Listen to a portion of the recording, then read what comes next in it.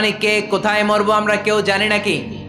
ওমা তাদরি নাফসুম বিআইয়ি আরদিন তামুত, কোন জায়গায় মরবা কখন মরবা কেউ আমরা জানি না, কিন্তু মরবো সবাই জানি, ঠিক কিনা?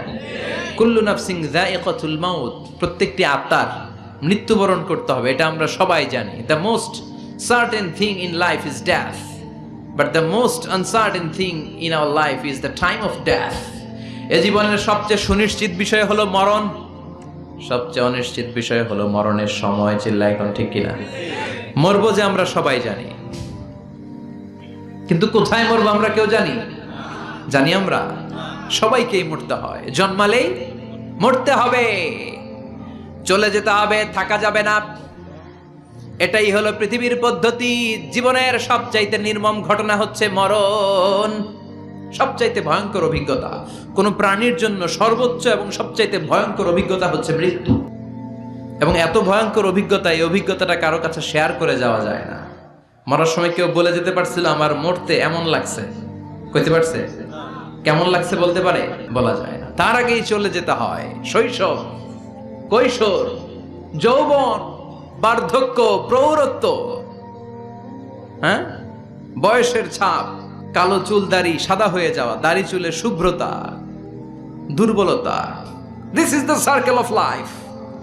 ছোট্ট ছিলাম, বড় হলাম, সিঙ্গেল ছিলাম, ডাবল হলাম, তারপরে বাবা হলাম, তারপরে শ্বশুর হলাম, তারপরে নানা হলাম, তারপরে চলে যেতে হবে। This is the circle of life. চিল্লায় বলেন ঠিক কিনা? এই যে মুরব্বীরা, দাড়ি পাকা মুরব্বী যারা আছে, আপনারা কি মনে করছেন মায়ের পেট থেকে এরকম মুরব্বী হয়ে বেরিয়েছিল? কিরকম বের হয়েছিল? তারাও ওয়া ওয়া করেছে, এরাও ফিডার খাইতো, এই চাচারা খায় নাই? এরাও ফিডার খেত, এরাও মায়ের বুকের দুধ খেত, এরাও ছোট্ট বাচ্চাদের মতো গরমকালে পানির মধ্যে ডুবাইতো।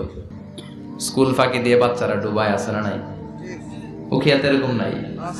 ছোট্ট বাচ্চা ছিল, বড় হলো, বার্ধক্যে উপনীত হলো। This is the circle of life. চলে যেতে হবে। বিশ্বনবী বললেন আমার উম্মতি মা বাইনা সিত্তিনা ইলা সাবঈন, আমার উম্মতের গড় বয়স হলো 60 থেকে 70। এই উম্মতের গড় বয়স কত?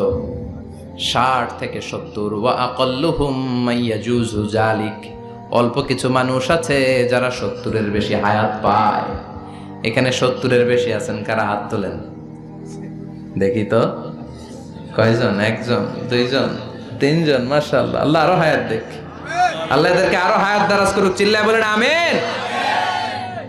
তার মানে আমার উম্মতি মা বাইনা সিত্তিন ইলা সাবঈন, বিশ্বনবী বললেন এই উম্মতের গড় বয়স 60 থেকে 70, আর 70-এর বেশি হায়াত পাবে। ওয়া আকাল্লুহুম মাইয়াজুজু যালিক, 70-এর বেশি পাবে হাতে গোনা, গুনে বের করে ফেলা যায় একজন, দুইজন, তিনজন, বাকি সব 60-এর আগে নাই। ঠুস। চিল্লা এখন ঠিক কিনা? বাংলাদেশের গড় হায়াত কত মানুষের? 60। বিশ্বনবীর কথার সাথে মিলে গেছে। চিল্লায় পড়েন সুবহানাল্লাহ। এই জন্য বিশ্বনবী বলেন এই যে মুরব্বীদের দাড়ি পাকে, এই যে রাস্তায় অ্যাক্সিডেন্ট হয়, এই যে ক্যান্সারে আক্রান্ত হয়ে লোকজন মারা যায়, তার উপরেও কি টনক নড়ে না? এরপরেও কি বিবেকে ধরে না যে তোমাকে চলে যেতে হবে? আকসিরু যিকরা হাযিবিল লাযযাত, জীবনের সব স্বাদকে পানসা করে দেয় ওই মরণকে স্মরণ করো। মরণকে স্মরণ করলে জাহান্নাম বরণ করা লাগে না। চিল্লায় বলেন ঠিক কিনা? আবার আল্লাহ বললেন গোলাম, স্পেশাল একজন ফেরেশতা আমি মরণের জন্য সিলেক্ট করলাম, নাম মালাকুল মাউত। তাকে আমরা আজরাইল বলে চিনি। এই মালাকুল মাউত তার বাহিনী নিয়ে নির্ধারিত টাইমে গোটা বিশ্বের সব মানুষের রূহ কবজ করে। অন টাইম নাকি দেরি করে? মালাকুল মাউত আগেও আসে না, পরেও আসে না। সুবহানাল্লাহ পড়েন। সাইয়েদনা সুলাইমান আলাইহিস সালামের জামানাতে ওনার এক ওয়াজির ছিল, মন্ত্রী। ওই মন্ত্রীকে নিয়ে উনি বৈঠক করতেন। ওনার সময় উনি মালাকুল মাউতের সাথে বৈঠক করতেন। শুনতেছেন? আপনাদের মনোযোগ আছে তো? উনি বৈঠকে বসেছেন, মালাকুল মাউতও বসা, ওয়াজিরও বসা। হঠাৎ মালাকুল মাউত ওয়াজিরের দিকে বড় বড় চোখ করে তাকাচ্ছেন। বড় বড় চোখ করে তাকানোতে ওয়াজির ভয় পেয়েছে। হঠাৎ মালাকুল মাউত চলে গেল। ওয়াজির বলে, ও সুলাইমান আলাইহিস সালাম, এই যে লোকটা বড় বড় চোখ করে আমার দিকে তাকালো, এটা কে? সাইয়েদনা সুলাইমান বলে হাদা মালাকুল মাউত। যে বর্ণনাটা বলছে এটা হাদিস না, এটা হচ্ছে ইসরাইলিয়া, জিউস ট্র্যাডিশন। কোরআন হাদিসের সাথে কোনো দ্বন্দ্ব নাই, তাই বর্ণনা করা যাবে। বিষ্ণু বলেছেন বাল্লিগু আন্নি ওয়ালাউ আয়া, আবার বলেছেন ওয়া হাদ্দিসু আন বনি ইসরাইল ওয়ালা হারাজ। বনি ইসরাইলের ট্র্যাডিশন বর্ণনা করো, জিউস ট্র্যাডিশন বর্ণনা করো, এতে কোনো সমস্যা নাই। ওয়াজির বলে ও সাইয়েদনা সুলাইমান, বড় বড় চোখ করে যে তাকালো লোকটাকে।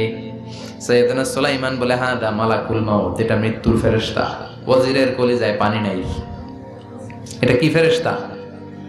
শুনে তো পিলে চমকে গিয়েছে, কয় কি মালাকুল মাউত তো আমার চিনে ফেলাইছে, বাড়ি চিনে ফেলছে, আমার খবর আছে। সাইয়েদনা সুলাইমান আলাইহিস সালাম জিনদেরকে দিয়ে কাজ করাতেন, মেঘমালাকে দিয়ে কাজ করাতেন, বিশাল সিংহাসন নিয়ে পৃথিবীর প্রাচ্য থেকে পাশ্চাত্যে ঘুরে বেড়াতেন। সাইয়েদনা সুলাইমানকে ওয়াজির বলে ও সুলাইমান, মেঘমালাকে আদেশ করে দেন, আমি আর এই ফিলিস্তিনের ভূখণ্ডে থাকতে চাই না। আকাশের মেঘমালার উপরে আমারে বসিয়ে দেন, আর বলে দেন আমারে নিয়ে যেন আকাশের মেঘমালা হিন্দুস্তানের ওই দূর পর্বতে রেখে আসে। আকসা আল হিন্দ, হিন্দের সবচেয়ে দূরবর্তী জায়গায় যেন আমারে রেখে আসে। সাইয়েদনা সুলাইমান বললেন আকাশের মেঘ যাও, আমার ওয়াজিরকে নিয়ে হিন্দুস্তানের একটা উপদ্বীপে রেখে আসো। রেখে আসা হলো। কিছুক্ষণ পর মালাকুল মাউত সাইয়েদনা সুলাইমানের কাছে হাজির। সাইয়েদনা সুলাইমান বললেন ও মালাকুল মাউত, কই ছিলা? কই একটু আগে হিন্দুস্তান থেকে আপনার ওয়াজিরের রূহ কবজ করে আসছি। সুবহানাল্লাহ পড়েন। এটা আবার কেমন কথা, তুমি ওইখানে গেলা কেন? কয় রব্বুল আলামিন কিছুক্ষণ আগে আমার কাছে পয়গাম পাঠিয়েছে, যাও সাইয়েদনা সুলাইমানের ওয়াজিরের রূহটা কবজ করো। কবজ করার জায়গা হলো হিন্দুস্তানের উপদ্বীপ। কোন জায়গায়? মালাকুল মাউত এসে দেখে সুলাইমান নবীর সাথে মিটিং করে। ওয়াজির কার সাথে মিটিং করে? সুলাইমান নবীর সাথে। কিন্তু ফরমানে লেখা রূহ কবজ করতে হবে কোথায়? হিন্দুস্তানে। সুবহানাল্লাহ কইবেন না? এজন্য বড় বড় চোখ করে আমি তাকিয়েছি, আর মনে মনে ভাবলাম টাইম তো নাই, কারণ মৃত্যু তো অন টাইমে হতে হয়, এখনই ওর রূহ কবজ করতে হবে। কেমন করে ওইখানে যাবে আমি জানি না, আমি আগে চলে যাই। মালাকুল মাউত চলে গেল, যে দেখে ওই জায়গায় ওয়াজিরও হাজির। সাথে সাথে রূহ কবজ করে আল্লাহর কাছে চলে গিয়েছে। পড়েন সুবহানাল্লাহ। এজন্য আল্লাহ বললেন মালাকুল মাউত আমি নির্ধারণ করে দিয়েছি, পৃথিবীর প্রতিটি মানুষ মালাকুল মাউতকে দেখবে, চাক্ষুষ দেখবে, ভালো হলেও দেখবে, খারাপ হলেও দেখবে। কার কথা? ভালো মানুষ যদি হয়, আল্লাহওয়ালা যদি হয়, ইসলাম প্রিয় যদি হয়, ডানপন্থী যদি হয়, মৃত্যুর সময় মালাকুল মাউত আলা সূরাতি শাবিন আলা আহসানি সূরা, একজন যুবকের আকৃতিতে চমৎকার ধবধবে সাদা একটা জুব্বা পরে, জান্নাত থেকে জান্নাতি কাফন নিয়ে, হানুত মিন হানুতিল জান্নাত, জান্নাতের সুগন্ধি নিয়ে মুমূর্ষু রোগীর মাথার সামনে এসে বসে যায়, আর দেহটার ইঙ্গিত করে বলে ইয়া আইয়াতুহান নাফসুত তাইয়্যিবা, ও পবিত্র আত্মা। আরেক বর্ণনায় এসেছে ইয়া আইয়াতুহান নাফসুল মুতমাইন্নাহ, ও প্রশান্ত আত্মা, উখরুজি ইলা মাগফিরাতিম মিনাল্লাহ, আল্লাহর ক্ষমার দিকে বের হয়ে আসো। উখরুজি ইলা মাগফিরাতিম মিনাল্লাহি ওয়া রিদওয়ান, আল্লাহর ক্ষমার সন্তুষ্টির দিকে রূহটা বের হয়ে আসো। স্মুথলি বলার সাথে সাথে মুমিনের দেহ থেকে রূহটা বের হয়ে আজরাইলের হাতে চলে যায়। স্মুথলি বলার সাথে সাথে স্বাচ্ছন্দ্যে আনন্দে মুমিনের দেহ থেকে রূহটা সা করে বের হয়ে মালাকুল মাউতের হাতে এসে পড়ে। পড়েন সুবহানাল্লাহ। আল্লাহ এমন মৃত্যু তুমি আমাদের নসিবে রেখে দিও, চিৎকার করে পড়েন আমিন। আর যারা ইসলাম মানে নাই, আর যারা কোরআন মানে নাই, আর যারা দিন কায়েমের আন্দোলন করে নাই, দিনকে ভালোবাসে নাই, বাম আর রামপন্থী ছিল, নাস্তিক ছিল, ইসলাম বিরোধী ছিল, তাদের কাছেও মালাকুল মাউত আসে কি আসে না? চিল্লায় বলেন আসে কি আসে না? তাদের কাছেও আসে, কিন্তু আলা সূরাতি আকবাহি রাজুল, একজনের চেহারা যত ভয়ঙ্কর হতে পারে, যত নিকৃষ্ট হতে পারে, এরকম ভয়ঙ্করতম নিকৃষ্ট দুর্গন্ধওয়ালা একটা চেহারা নিয়ে আসে। রিজলাহু ফিল আরদ, পা থাকে জমিনে, রাসুহু ফিস সামা, হাদিসের বর্ণনা, পা দুইটা জমিনে, মাথা আকাশে। এসে ধমক দিয়ে জালিমের মাথার সামনে এসে বলে ইয়া আইয়াতুহান নাফসুল খাবিসা, হে পাপাত্তা, হে অপবিত্র আত্মা, উখরুজি ইলা সাখাতিল্লাহি ওয়া গাদাবিহি, আল্লাহর রাগের দিকে, আল্লাহর অসন্তুষ্টির দিকে বের হয়ে আয়। মালাকুল মাউতের এই অর্ডার পাওয়ার সাথে সাথে রুহুটা কিন্তু বের হয় না। মুমিনের রুহুকে ডাক দিলে যেমনি স্মুথলি বেরোয়, কাফিরের রুহু এভাবে বেরোয় নাকি? কথা বলেন। রুহুটা ডানে যায়, ফাতাতাফাররাক, একবার রুহুটা ডানে যায়, আবার রুহুটা বায়ে যায়, আবার সামনে যায়, পায়ে যায়, হাতের মধ্যে ঢুকে ডানে বায়ে যায়। মালাকুল মাউত আবার ধমক দিয়ে বলে, ইয়া আইয়াতুহান নাফসুল খাবিসা, পাপাত্তা বের হয়ে আয়। রুহুটা আবার ডানে যায়, বায়ে যায়, সামনে যায়, পেছনে যায়। এবার খপাস করে মালাকুল মাউত রুহুকে ধরে টান মারে। সারা দেহটা থেকে প্রাণ রস সিক্ত করতে করতে দেহ থেকে রুহুটাকে টেনে হিচড়ে বের করে আনে। আর মুমূর্ষু রোগীটা চিৎকার মারতে থাকে, পড়েন না আউযুবিল্লাহ। একটা জীবন্ত ছাগলের চামড়াগুলো জবাই না দিয়ে কেউ যদি টেনে টেনে বের করে, ছাগল জবাই হয় নাই কিন্তু চামড়া এক পাশ থেকে টেনে টেনে টেনে হিচড়ে আপনি গা থেকে বের করলে যত কষ্ট হয়, এর চেয়েও বেশি কষ্ট দিয়ে মালাকুল মাউত বামপন্থী আর কাফেরদের রুহুটা দেহ থেকে বের করে আনে। পড়েন না আউযুবিল্লাহ। আমাদের রুহুটা যেন আল্লাহ, মুমিনদের রুহু আপনি যেভাবে কবজ করান ওইভাবে যেন আমাদের রুহুটা বের হয়ে আসে। আরো জোরে পড়েন আমিন। এজন্য আল্লাহ বললেন, বাল তুসিরুনাল হায়াতাদ দুনিয়া ওয়াল আখিরাতু খায়রুন ওয়া আবকা। পাগলের মতো মোহাচ্ছন্ন হয়ে এই দুনিয়াটার পেছনে ছুটে বেড়াও। এই দুনিয়া আসল নয়, আখিরাত হলো আসল। চিল্লায় বলেন ঠিক কিনা? অস্থির, আমরা ব্যস্ত দুনিয়ার লোভে আর মোহে পড়ে আমাদেরকে যে মরতে হবে, চলে যে যেতে হবে, এটা ভাবার সময় আমাদের নাই। চিল্লাই কোন ঠিক কিনা? এজন্য বলা হয় মুতু ক্বাবলান তামুতু, মরার আগে একবার মরো। হাসিবু ক্বাবলান তুহাসাবু আলাইক, তোমার হিসাব কিয়ামতের দিন করার আগে তুমি তোমার হিসাব করো। জীবনে কি কি পাপ করেছি আমি জানি, আমার চেয়ে ভালো কেউ জানে না। চিল্লায় বলেন ঠিক কিনা? কি কি অন্যায় করেছি আমার হৃদয়ের মধ্যে কথাগুলো আছে না নাই? পৃথিবীর কেউ না জানলেও আমি জানি কি জানি না? পৃথিবী না জানুক আমি তো জানি, আমি কি পাপ করেছি হায়। পৃথিবী না জানুক আমি তো জানি, আমি কি পাপ করেছি হায়। আমার পাপের করলে বিচার, বাঁচার উপায় নাই আমার। দয়াময় প্রভু মাফ করো আমায়, মাফ করো আমায়। পড়ে না আমি আরো জোরে আমিন। এজন্য হাসিবু ক্বাবলা আন তুহাসাবু আলাইক, তোমার হিসাব বসার আগে নিজে হিসাব করো কি কি করলা। আসল মরণের দিন শটান হয়ে তো শুয়ে পড়ো ভাই, মরার আগে আরেকবার মরো। মরার আগে আরেকবার কি করবেন? কথা বলেন। মরার আগে কি করতে হবে? হঠাৎ একদিন বিছানায় শটান হয়ে শুয়ে যান, চক্ষুটা বন্ধ করেন, ভাবেন মরে গিয়েছেন। এই তো মালাকুল মাউত চলে এসে রুহুটা নিয়ে গেল। আত্মীয় স্বজন চিৎকার চেঁচামেচি শুরু করে দিল, কান্নার রোল পড়ে গেল চারদিকে। মাইকের মধ্য দিয়ে, মসজিদের মাইকে অ্যানাউন্স হয়, অমুক এলাকার নিবাসী অমুক ভাই আমাদের মধ্যে দুনিয়ায় নাই, তার জানাজা হবে এশার নামাজের পর। সবাই এসে রুহের মাগফিরাত করেন। সবাই আপনারে দেখতে আসবে, কেঁদে কেঁদে লোকজন আপনারে কবর দিতে আসবে। চিল্লায় বলেন ঠিক কিনা? কেঁদে কেঁদে সবাই আসবে, দেখার জন্য আসবে। ছেলেগুলো কাঁদবে, স্ত্রী কাঁদবে, বাবা মা কাঁদবে, বন্ধু বান্ধব কাঁদবে। আর ঘরের মধ্যে রাখা হবে না। এবার আপনাকে গোসল দেওয়ার পালা। চক্ষু বন্ধ করে চিন্তার দরকার আছে না নাই? কথা বলেন। হঠাৎ করে, হঠাৎ করে শুনবি একদিন আমার মৃত্যুর খবর। কেঁদে কেঁদে আসবে সবাই দিতে আমায় কবর, দিতে আমায় কবর। ঠিক কিনা?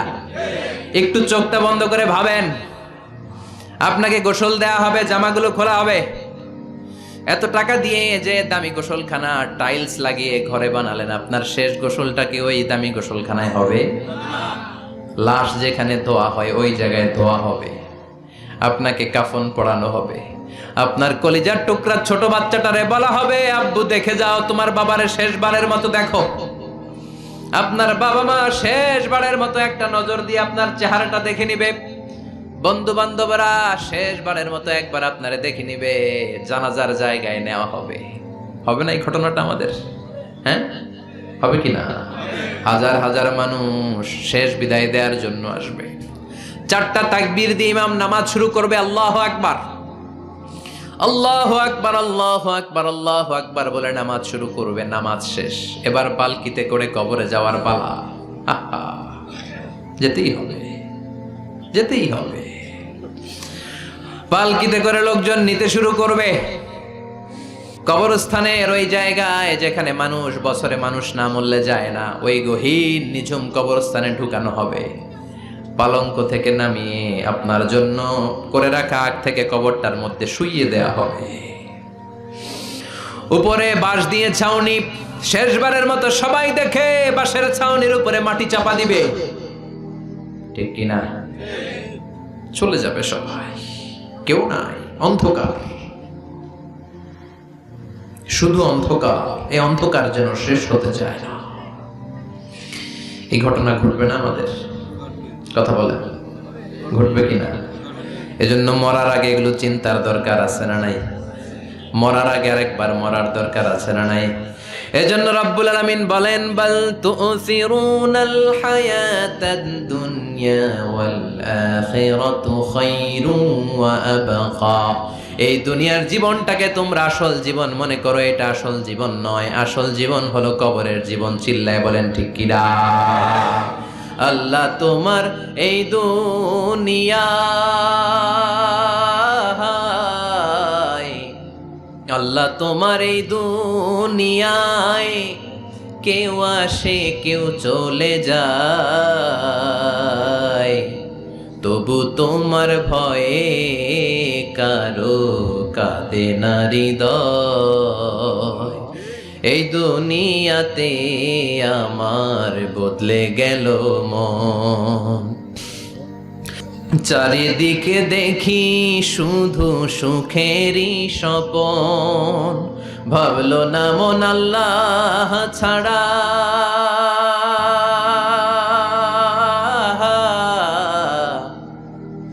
ভাবলো না মন আল্লাহ ছাড়া নেই কোনো উপায়, তবু তোমার ভয়ে কারো কাঁদে না হৃদয়, ঠিক কিনা? আসে আর চলে যায়। প্রতিদিন মাইকে অ্যানাউন্স শুনি, অমুক এলাকার অমুক লোক নাই। দাদা গেল, বাবা গেল, বড় ভাই গেল, আত্মীয় স্বজন গেল, আমাকেও যেতে হবে, এই চিন্তা মাথায় নাই। চিল্লায় এখন ঠিক কিনা? এজন্য লাইফটা হলো one time, one chance. Second কোনো চান্স আপনাকে দেয়া হবে নাকি? কাফেররা বলবে, ইয়া রাব্বি আরেকটা সুযোগ দেন, লাউ আন্না লানা কাররা ইয়ানি মাররা। আল্লাহ আরেকটা সুযোগ যদি পেতাম দুনিয়াতে ভালো করে আসতাম। আল্লাহ বলবেন, ইন্নাহা কালিমাতুন কাইলুহা, এটা শুধু তাদের মুখের কথা, তাদেরকে আবার সুযোগ দিলেও তারা কিচ্ছু করবে না। চিল্লা এখন ঠিক কিনা? এজন্য একটা চান্স আমরা পেয়েছি, এই দুনিয়ার ওয়ান চান্সে আমরা ভয় পাবো একজনকে। চিল্লায় বলেন তিনি কে? আল্লাহ। এজন্য যেতে আমাদেরকে হবে। এই মরণ থেকে পালানোর কোনো সুযোগ কেউ পালাতে পারে নাই। এই মরণ হলো আখিরাতের প্রবেশদ্বার। মরণ নামক পালকিতে চড়ে আমরা কবরের ভেতরে ঢুকি। মরণ হলো প্রথম পর্ব, কবর হলো দ্বিতীয় পর্ব। যেরকম ঠিক কিনা? এজন্য বিশ্বনবী বললেন, আল কবর রাউদাতুম মিন রিয়াদিল জান্নাহ আও হুফরাতুম মিন হুফারিন নার। কবর হলো কারো জন্য জান্নাতের বাগান, কারো জন্য জাহান্নামের গর্ত। আমরা বলি, আল্লাহ আমাদের কবরটারে জান্নাতের বাগান বানাও। আর জোরে পড়েন আমিন। আবার বিশ্বনবী বললেন, ইন্নাল কবরা আউয়াল মানজিল মিন মানাজিলিল আখিরাহ। কবর হলো আখিরাতের মানজিলগুলোর প্রথম মানজিল। আখিরাতে একটার পরে একটা অনেকগুলো স্টেশন আপনাকে পার হতে হবে। প্রথম স্টেশনটার নাম হলো কবর। প্রথম স্টেশনের নাম কি? এই কবর নামক স্টেশনে যদি আপনি মাফ পেয়ে যান, সামনের সব স্টেশনগুলোতে মাফের ব্যবস্থা করবে কে? আল্লাহ। আর কবর নামক স্টেশনে যদি ধরা খেয়ে যান, আপনার মায়ের আছে না নাই? লাশটাকে যখন রাখা হয়, লাশটা চিনে কে আমারে রাখলো, কে আমাকে ধৌত করলো, কে আমারে কাফন পড়ালো। এজন্য বিষ্ণুই বলেছেন, মুমূর্ষের সামনে বসে বসে পড়ো লা ইলাহা ইল্লাল্লাহু মুহাম্মাদুর রাসূলুল্লাহ। লাকিনু মাউতাকুম লা ইলাহা ইল্লাল্লাহ। মুমূর্ষের সামনে দাঁড়িয়ে দাঁড়িয়ে পড়ো লা ইলাহা ইল্লাল্লাহ। এই লা ইলাহা হচ্ছে জীবিতদের জন্য কালিমা, আর আমরা মরার পরে এই জিকির করি, ঠিক কি না?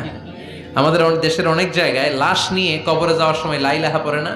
না, এটা আগের জিকির, মরার আগের জিকির। মরার আগে আপনাকে অ্যানাউন্সমেন্ট দিতে হবে আল্লাহ ছাড়া কোনো ইলাহ নাই, বিশ্বনবী হচ্ছেন শেষ নবী এবং রাসূল। চিল্লায় বলেন ঠিক কি না? লাশটাকে যখন রেখে দেয়া হয়, বিশ্বনবী যত মানুষকে কবরে রেখেছেন তারপরে দাঁড়িয়েছেন আর বলেছেন ইস্তাগফিরু লিআখিকুম, তোমার ভাইদের জন্য তোমরা দোয়া করো। ফাইন্নাহুল আনা ইউসআল, এখনই তাকে কবরে সওয়াল করা হবে। কবরে প্রশ্ন আছে না নাই? কথা বলেন। বিশ্বনবী খাদিজাতুল কুবরা, ওনার প্রথম স্ত্রী খাদিজাতুল কুবরা তাহেরাকে কবরের মধ্যে রেখে দিয়ে কাঁদতে শুরু করলেন, চোখের পানি ছেড়ে অনেক দোয়া করলেন। দোয়া শেষে সব সাহাবারা ঘরে ফিরে যায়, বিশ্বনবী যায় না।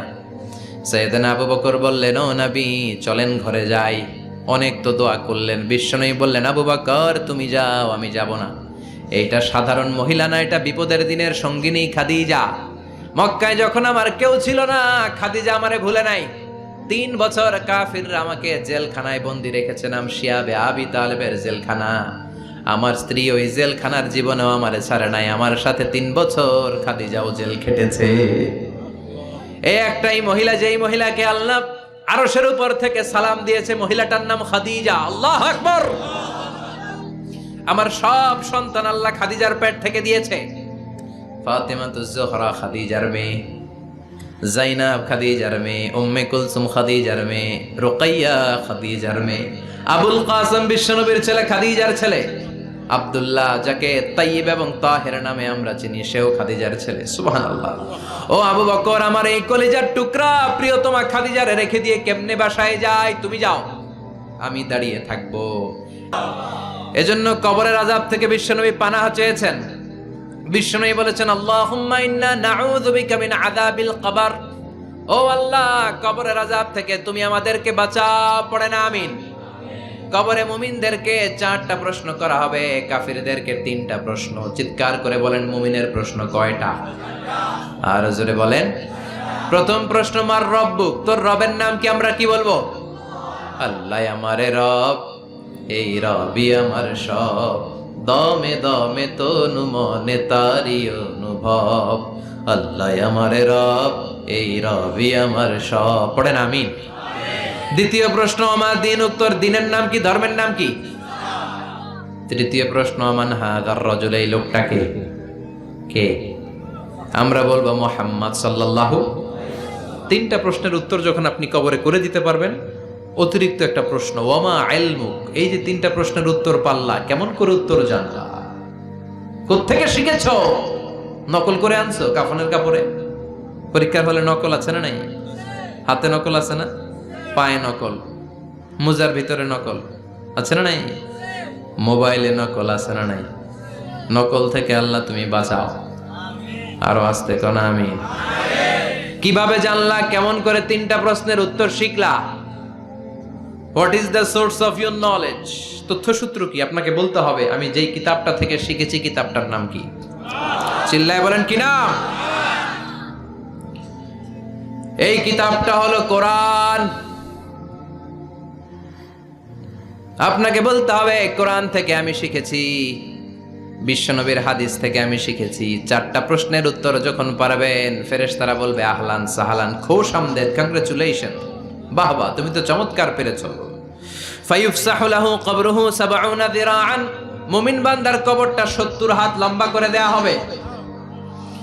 ইফতাহু লাহু বাবুন ইলাল জান্নাহ, জান্নাতের দিকে তার কবর থেকে একটা দরজা বানিয়ে দেয়া হবে। জান্নাতের সুঘ্রাণ ঠান্ডা বাতাস এসে তার কবরের ভিতরে ঢুকতে শুরু করবে। ইউলবাসু লিবাস মিন আহলিল জান্নাত, জান্নাতীদের পোশাক তার গায়ের মধ্যে পরিয়ে দেয়া হবে। আল্লাহু আকবার। আর বলা হবে নাম কানাউমিল আরুস, বাসর রাতে বর যেমনি কনেকে নিয়ে ঘুমিয়ে যায় তুমিও একটা ঘুম দাও। আলহামদুলিল্লাহ পড়ে মুমিন বান্দা আনন্দের একটা ঘুম দিবে। ইসরাফিলের সিংগার আওয়াজ ছাড়া পৃথিবীর কোনো কিছুই তার আগে ঘুম ভাঙতে পারবে না। আল্লাহ আমরাও যেন সেদিন কবর একটা মজার ঘুম দিতে পারি, তুমি তৌফিক দাও। জোরে পড়েন আমিন।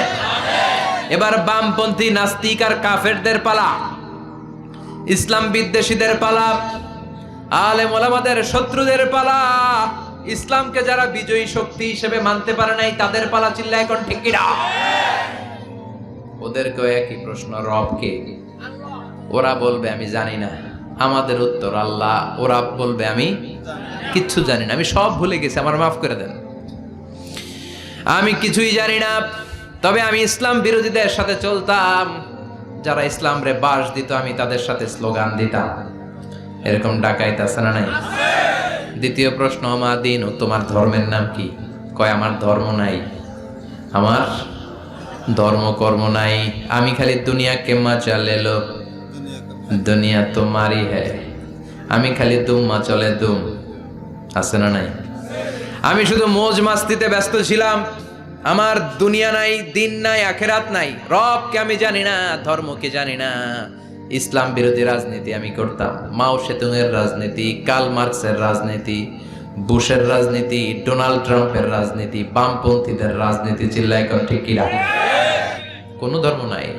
এই লোকটাকে চিনো কিনা বলো।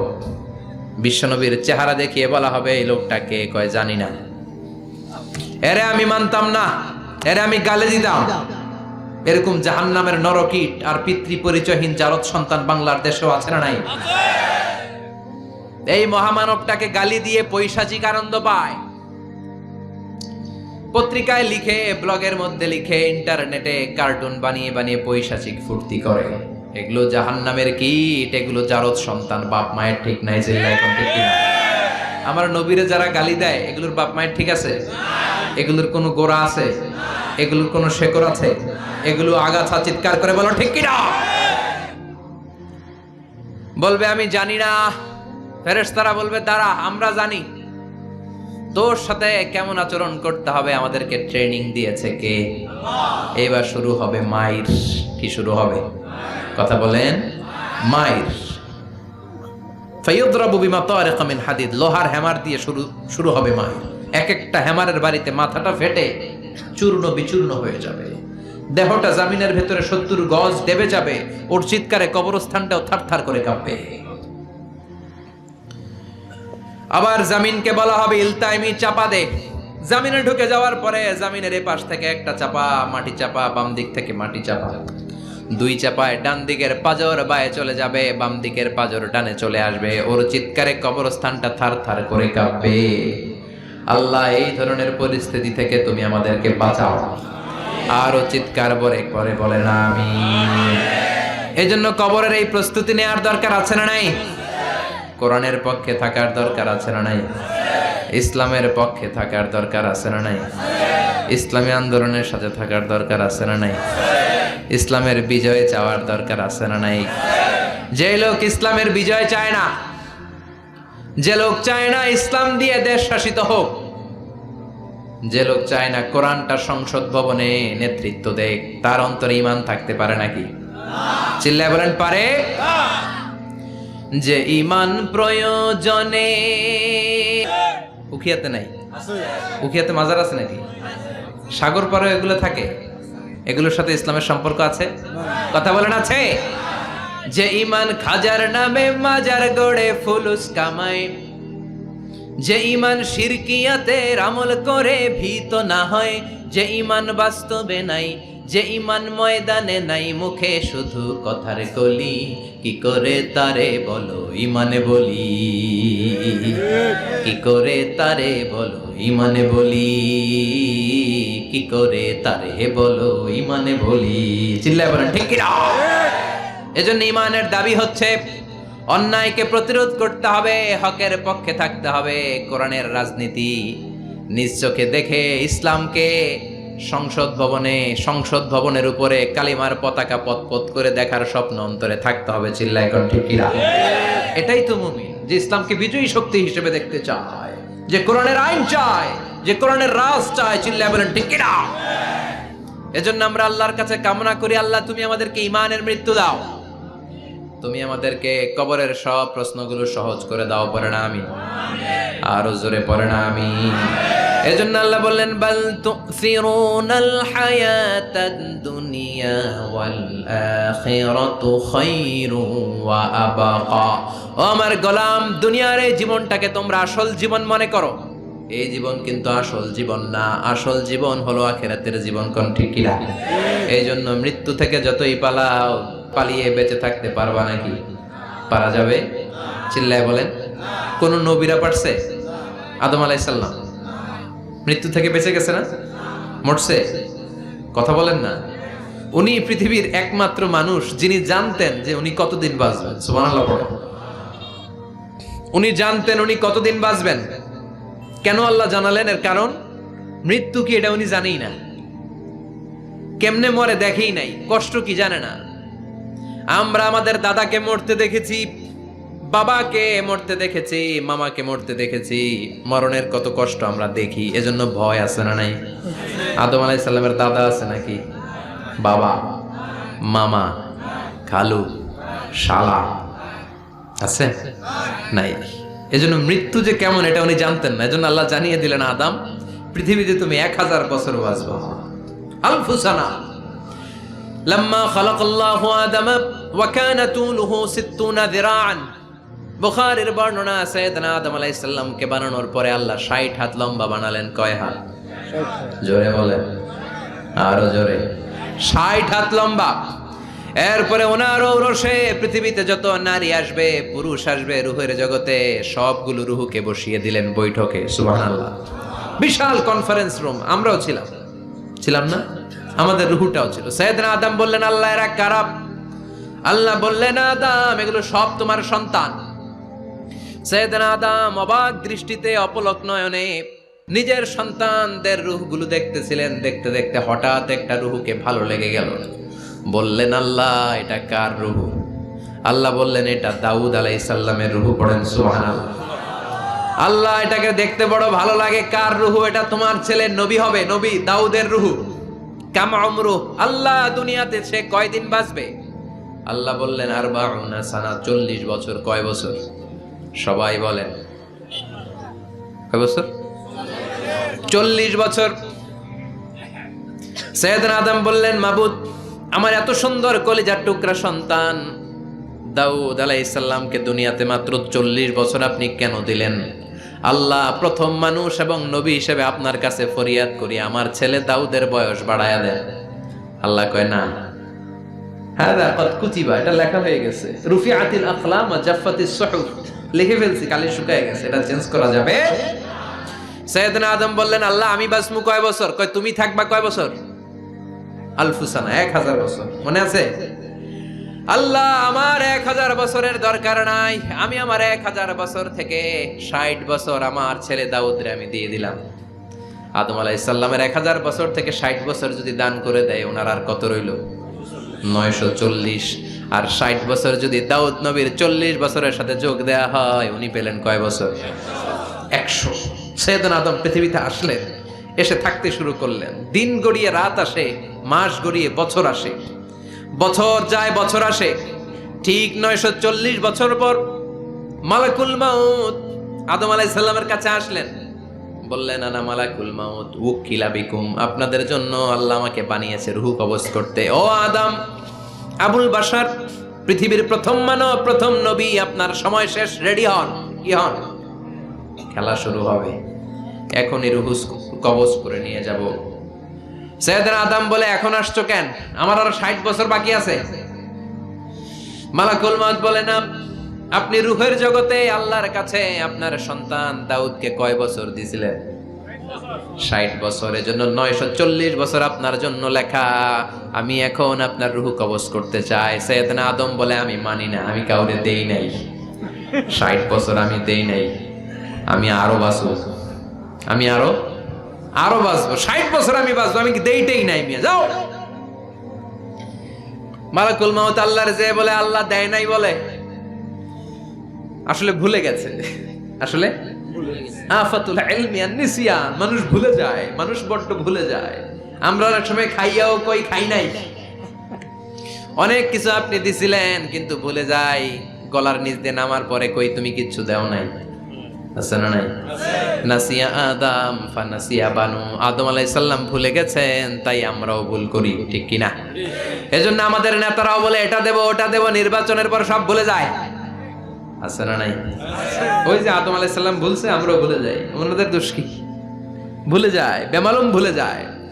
আল্লাহ বললেন মালাকুল মাউত আর জোরাজুরি করো না, 940 নয়, ঠিক 1000 বছর পরে আদমের কাছে যাবা, আমি আমার আদমের ভাগ্যে এই জিনিসটাই রেখে দিয়েছিলাম রে মালাকুল মাউত, আমি আগ থেকে এটাই রেখেছি, আমি জানতাম সে ভুলে যাবে, চিল্লায় এখন সুবহানাল্লাহ। তার মানে পৃথিবীর সবচাইতে লম্বা মানুষ, 60 হাত লম্বা, এত শক্তিশালী আদম আলাইহিস সালাম শ্রীলঙ্কাতে প্রথম নেমেছিলেন, এক লাফ দিলে আধা মাইল চলে যাইতেন, সুবহানাল্লাহ। কি লম্বা মানুষ, থাকতে পারছে? কথা নাই, ঘুমে ধরছে? শেষ করে দেই, হ্যাঁ আরো কয়েক মিনিট চলবে, চলবে চলবে, তাকবীর দেন, লিল্লাহি তাকবীর। আদম আলাইহিস সালাম চলে গেলেন, ওনার পরের নবী ইদ্রিস আলাইহিস সালাম, উনি মরে নাই। ইদ্রিস আলাইহিস সালাম মরছে, কে বলছে? উনিও মরেছেন, তবে ওনার মৃত্যুর আজীব এক ঘটনা আছে, অনেক লম্বা কথা। এক ফেরেশতার সাথে ওনার বন্ধুত্ব হয়েছিল, বলেছিলেন আমি আকাশ দেখতে চাই, আল্লাহর কাছে অনুমতি চাই। আল্লাহ বলল ঠিক আছে, ইদ্রিসকে আকাশে ঘুরাও। প্রথম আকাশে ঘুরলেন, দ্বিতীয় আকাশে ঘুরলেন, তৃতীয় আকাশে ঘুরলেন, চতুর্থ আকাশে ঘুরলেন। ইন দ্য মিন টাইম চতুর্থ আসমানে মালাকুল মাউত পৃথিবীর দিকে নেমে আসছিল। ওই ফেরেশতা বলে মালাকুল মাউত আপনি কই যান? মালাকুল মাউত বলে একটু আগে আল্লাহ ফরমান জারি করেছে, চতুর্থ আসমানে আমার নবী ইদ্রিসের রূহ কবজ করো। সুবহানাল্লাহ। আমি বললাম আল্লাহ আপনার পাঠানো নবী সাইয়েদনা ইদ্রিস থাকে দুনিয়ায়, চতুর্থ আসমানে পামু কই? আল্লাহ কয় কথা নাই, দৌড় দে। আমি দৌড় দিলাম, এসে দেখি ইদ্রিস আলাইহিস সালাম এখানে রেডি। সুবহানাল্লাহ। ওয়া রাফা'নাহু মাকানান আলিয়্যা। ইদ্রিস আলাইহিস সালামের রূহ কবজ দুনিয়ায় হয় নাই, চতুর্থ আকাশের মধ্যে হয়েছে। একটু চিৎকার করে পড়বেন সুবহানাল্লাহ। এরপরে সুলাইমান আলাইহিস সালাম, উনি তো মরে নাই, মরছে? উনি জিন চালাইতো, উনিও মরবে? শক্তিশালী একজন নবী ছিল, উনি মালাকুল মাউতকে বলেছিলেন মালাকুল মাউত আমার মৃত্যুর সুয়াইয়া সামান্য কিছু আগে আমারে বইলো, আমার একটা কাজ আছে। মালাকুল মাউত মৃত্যুর কিছু সময় আগে এসে বলল সুলাইমান টাইম ইজ আপ, সময় শেষ, অল্প কিছু সময় বাকি, কি করবেন করেন। সাইয়েদনা সুলাইমান জিনদেরকে ডাকলো, ও জিনেরা বিশাল একটা প্রজেক্ট আছে, প্রজেক্টে কাজ শুরু করো। আর কিছু জিনকে বলল চারদিকে গ্লাস ফিটিং করা একটা রুম বানাও। সাইয়েদনা সুলাইমান আলাইহিস সালাম গ্লাস ফিটিং করা রুমের ভেতরে ঢুকলেন। এই রুমে ঢুকার দরজা নাই, হাতে একটা লাঠি নিলেন। কি নিলেন? লাঠির মধ্যে ভর করে দাঁড়িয়ে রইলেন আর জিনদের দিকে তাকিয়ে রইলেন। জিনেরা এত বদমাশ ছিল, সাইয়েদনা সুলাইমান দাঁড়িয়ে না থাকলে কাজ করতো না, ছিল ফাঁকিবাজ। কি ছিল? দাঁড়ায় না থাকলে আজও লোকজন কাজ করতে চায় না, ঠিক কিনা? মালিক দাঁড়ায় থাকলে ঠিকই কাজ হয়ে যায়। সুলাইমান আলাইহিস সালাম লাঠির মধ্যে ভর দিয়ে দাঁড়িয়ে রইলেন আর বললেন কাজ করো। জিনেরাও কাজ শুরু করলো। ওদিকে মালাকুল মাউত এসে বলে, ও সুলাইমান সময় তো শেষ। সুলাইমান বলে সমস্যা নাই, রূহ কবজ করো। উনি লাঠির মধ্যে ভর দিয়ে দাঁড়িয়ে রইলেন। গ্লাস ফিটিং করা রুমের ভিতরে কোরআন সাক্ষী। মালাকুল মাউত ওইভাবে লাঠিতে ভর দেওয়া অবস্থায়, দাঁড়ানো অবস্থায় সাইয়েদনা সুলাইমান আলাইহিস সালামের রূহ কবজ করে নিলেন। উনি এমন ভাবে দাঁড়িয়েছেন, রূহ চলে গেল, লাশ হয়ে দাঁড়িয়ে রইলেন। লাঠির মধ্যে দাঁড়িয়ে আছেন, জমিনের মধ্যে লুটিয়ে পড়ে নাই। সুবহানাল্লাহ। জিনগুলো দূর থেকে ভাবলো বস তো দাঁড়ায় আছে। কে দাঁড়ায় আছে? জিনেরা মনে করছে বস দাঁড়ায় আছে, কাজ করতে হবে। করতে করতে পুরা প্রজেক্টের কাজ শেষ। ইন দ্য মিন টাইম ঝিঝি পোকা, উই পোকা, যেই পোকা কাঠ খেয়ে ফেলে, এই কাঠ খাওয়ার পোকা সুলাইমান আলাইহিস সালাম লাঠির ভেতরে ঢুকে লাঠিও খেয়ে ফেলেছে। সাইয়েদনা সুলাইমান আলাইহিস সালাম ধপাস করে জমিনে পড়েছে। আর জিনেরা কয় হায় হায়, খালি খালি কাম করছে এতদিন। সুবহানাল্লাহ কইবেন না?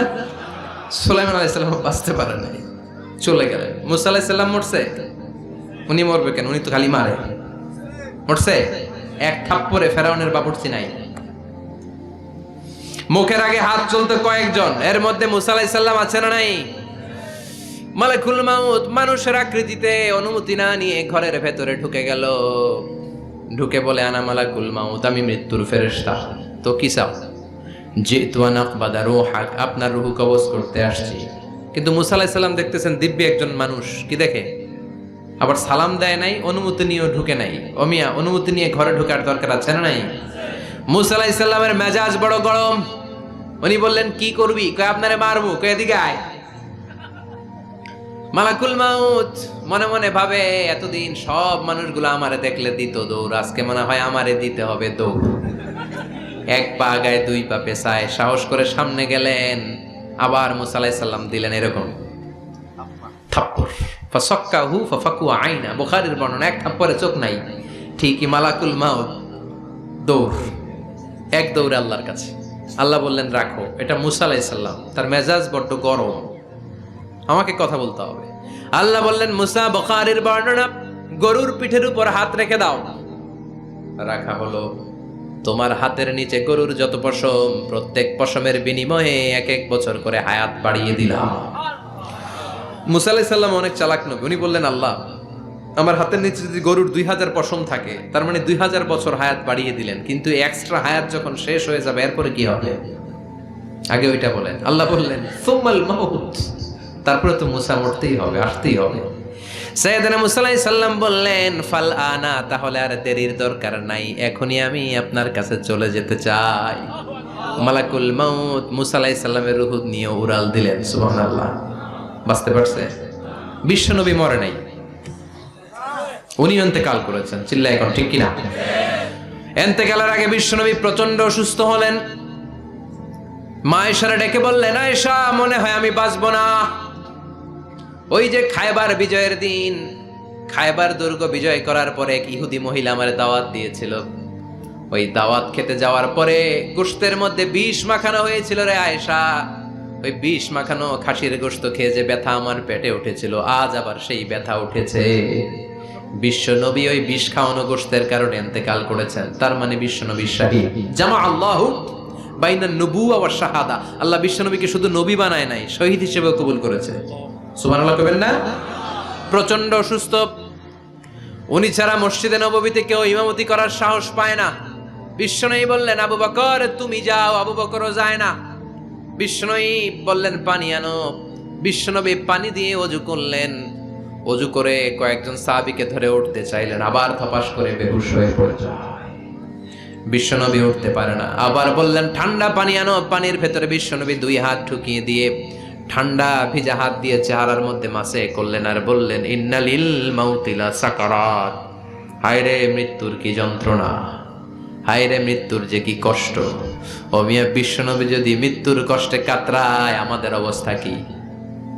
আমাদের নসিবে কি আছে? আল্লাহ তুমি বাঁচাও, পড়ে না আমি। বিশ্বনবী কাঁদছেন, সাহাবারা একের পর এক দেখতে আসে, কান্নার রোল পড়ে গেল চারদিকে। বিশ্বনবীর কলিজার টুকরা নয়নের পুটুলি সাইয়্যিদাতুনা ফাতিমা বিশ্বনবীর কান্না সহ্য করতে পারে না। বিশ্বনবীকে ধরে ফাতিমা, সাইয়্যিদাতুনা ফাতিমা বিলাপ করা শুরু করে দিলেন, চিৎকার দিয়ে কান্নাকাটি শুরু করে দিলেন আর বললেন, ওয়া কুরবাবা, ওয়া কুরবাবা, হায় হায় আমার বাবার কি কষ্ট, আমার বাবার কি কষ্ট হচ্ছে। বিশ্বনবী বললেন, ফাতেমা তুমি কেঁদো না, আমার কষ্ট আজকের পরে আর থাকবে না, আজকে তোর বাবার সব কষ্ট বন্ধ হয়ে যাবে। কি যেন কানে কানে বললেন, ফাতেমা আরো কেঁদে দিল। আবার কানে কানে কি যেন বললেন, ফাতেমা হেসে দিল।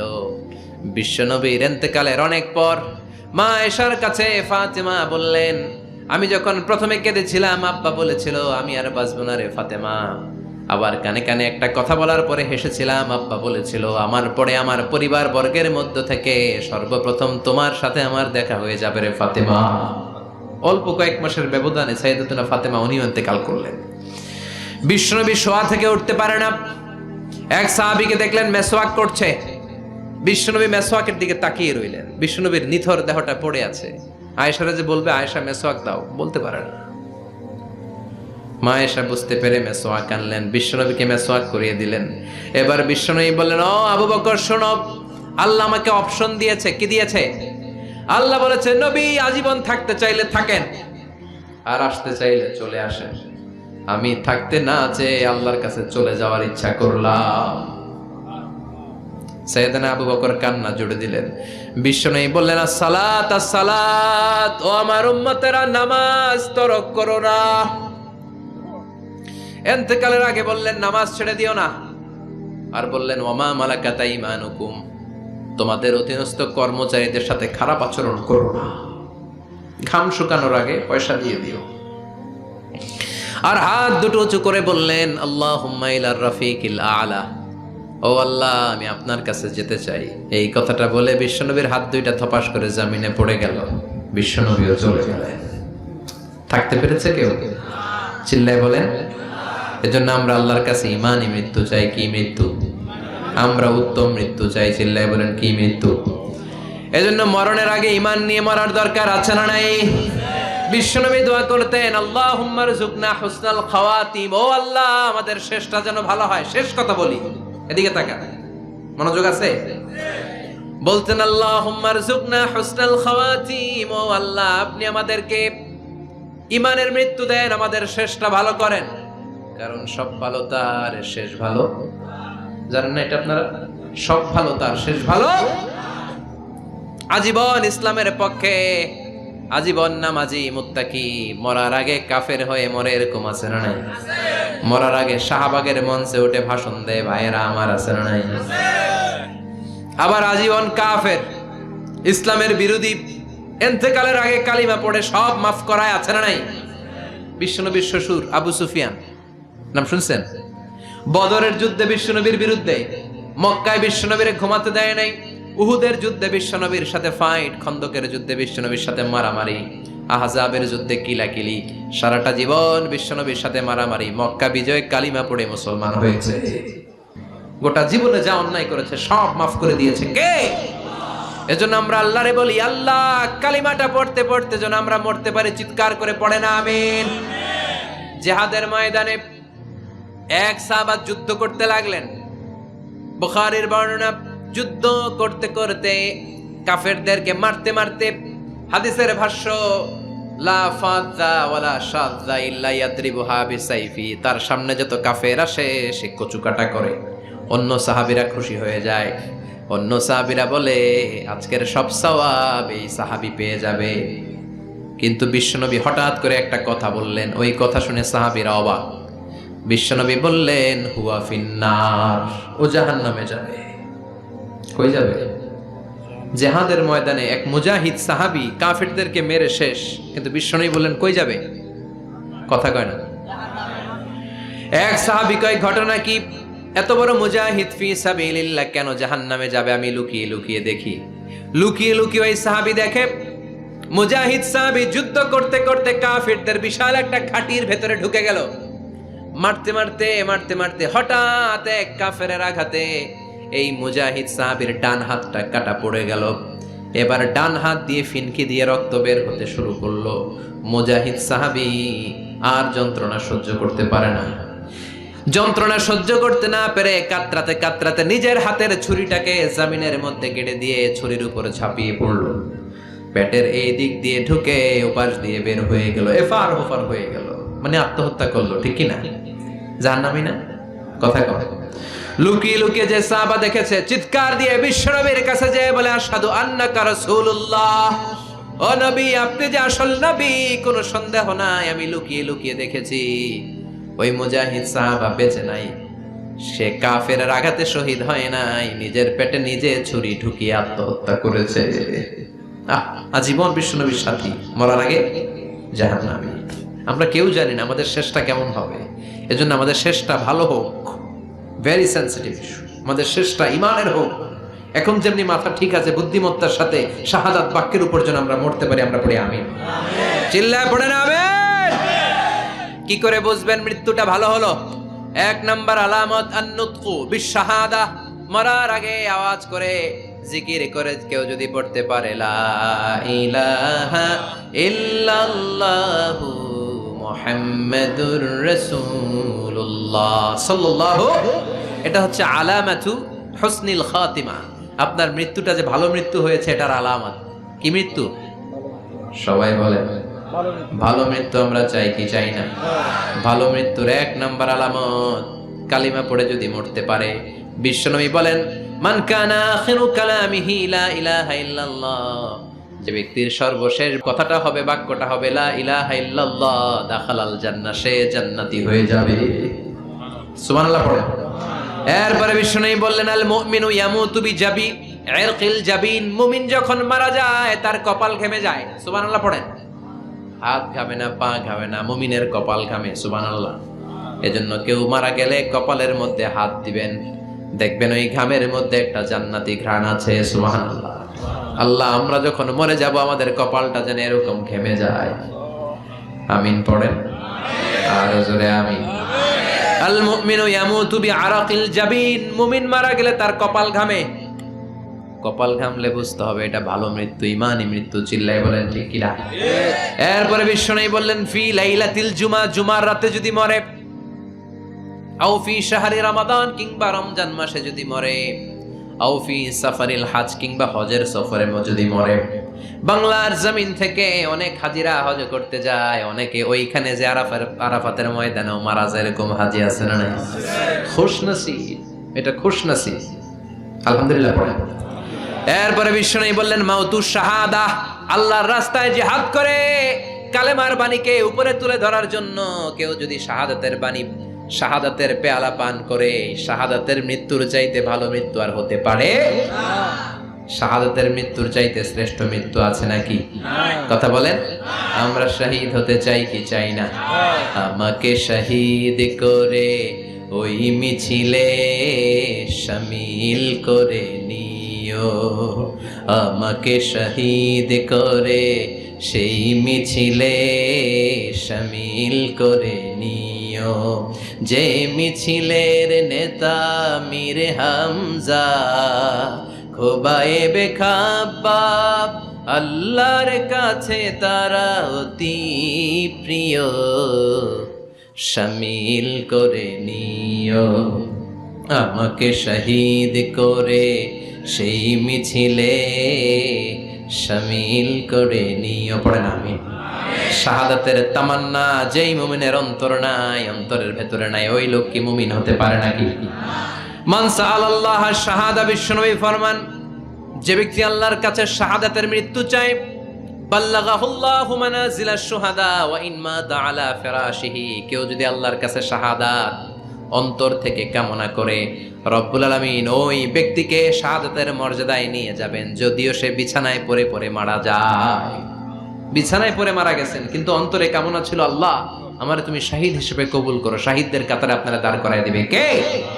ওমরে ফারুক বলতেন, আল্লাহুম্মা রযুকনা শাহাদাতান ফি সাবিলিক, ও আল্লাহ আপনি আমারে আপনার রাস্তায় শহীদ হিসেবে কবুল করেন।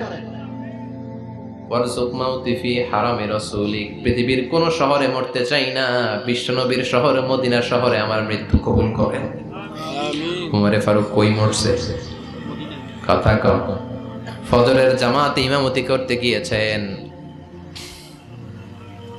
মাওলাল মুগীরা আবু লুলু আল মাজুসি, মাওলাল মুগীরার আঘাতে অ্যাসাসিনেটেড বাই মুগীরা, স্টেবিং করেছে। এখানে তিনটা আঘাত করেছে, একটা এখানে, একটা পাজরে, একটা নাভির মধ্যে, নাভি কেটে দুই ভাগ। ওনাকে খাবার দেয়া হলো নাবিজ, দুধ মাখানো নাবিজ, ওই নাবিজের দুধ নাভি দিয়ে বের হয়ে যায়। উনি বললেন, কে মেরেছে আমাকে? বলল, অগ্নি উপাসক। শুকরিয়া করে বললেন, আল্লাহ আমারে কোনো মুসলিম মারে নাই, কোনো মুমিন মারে নাই। উনি বেহুশ ছিলেন, হুশ ফিরে সবাই রে বললেন, আসল্লান নাস, ফজরের যেই নামাজটা আমার ইমামতিতে শুরু হয়েছে, এক রাকাতের পর আমাকে মারা হলো। এবার আমাকে বলো, আমার নেতৃত্বে যে নামাজটা শুরু হয়েছে, নামাজটা ঠিক মতো হয়েছে কিনা? সুবহানাল্লাহ। আমারে কে মারলো? কে তোমাদের খলিফা হবে? কি হবে আমার আব্দুর রহমানের, আব্দুল্লাহর? এগুলো নাই। প্রথম কথা ছিল মানুষরা নামাজটা পড়েছে কিনা। সুবহানাল্লাহ। এজন্য শাহাদাতের তামান্না সবচেয়ে বড় তামান্না। চিল্লায় বলেন ঠিক কিনা? এরপর বিশ্বনবী বললেন, মুরাবিতান ফি সাবিলিল্লাহ, মুসলিম রাষ্ট্রের পাহারা দেয় যারা, বর্ডার গার্ড। আমাদের দেশের বর্ডার গার্ডের কি বলে? আগে বিডিআর ছিল, এখন বিজিবি। আমার বিজিবি রে ভাইরা না খেয়ে না পড়ে শীতের রাতে দেশ পাহারা দেয়। বিএসএফ এর গুলিতে যদি মারা যায়, এটা শহীদ। সুবহানাল্লাহ। এর চেয়ে শ্রেষ্ঠ মৃত্যু আর হতে পারে। এরপরে আল মাউতু আলা আমালিন সালেহ, কোন ভালো কাজের উপর মরণ। নামাজে সেজদা দিয়েছে, সেজদা অবস্থায় অনেকে চলে যায়, এরকম আছে না নাই? তাহাজ্জুদের যায় নামাজে মরণ দিও প্রভু আমায়, একামতে দিনের কাজে কবুল করে নিও আমায়। পড়েন আমিন। তাহাজ্জুদের যায় নামাজে যেন আমাদের মরণ হয়, পড়েন আমিন। রোজা অবস্থায় মারা যাওয়া, নেক আমল অবস্থায় মারা যাওয়া, এগুলো হচ্ছে আলামাত হুসনিল খাতিমা। আপনার শেষটা, বিদায়টা, মৃত্যুটা যে ভালো হয়েছে তার আলামত। আল্লাহ এই যে কথাগুলো বললাম, শ্রেষ্ঠ শ্রেষ্ঠ মৃত্যু, আমাদের মৃত্যুগুলো ওইরকম করে দিও। চিৎকার করে পড়েন আমিন, আওয়াজ করে পড়েন আমিন। এবার আলামাত সুইল খাতিমা, কিছু মৃত্যুর আলামত আছে, এটাই প্রমাণ করে এটা ভালো মৃত্যু নয়, এরকম আলামত আছে না নাই? এক নম্বরে হলো আল ইন্তিহার, আত্মহত্যার মৃত্যু। সমাজে আছে না নাই? উখিয়াতে তো নাই না? এদিকেও মরে, কি জন্য? কেন মরে? হ্যাঁ, বয়ফ্রেন্ড গালি দিয়েছে এজন্য? হ্যাঁ, মান কাতালা নাফসাহু বিশাইইন উযযিবা বিহি ইয়াউমাল কিয়ামা, যে জিনিস দিয়ে যে যাকে মেরেছে, আত্মহত্যা করেছে, সুইসাইড করেছে, কিয়ামতের দিন ওই জিনিস দিয়েছে তাকে মারবে, এটাই হবে তার শাস্তি। ওড়না পেঁচিয়ে যারা আত্মহত্যা করলো ওর শাস্তি ওড়না পেঁচানো।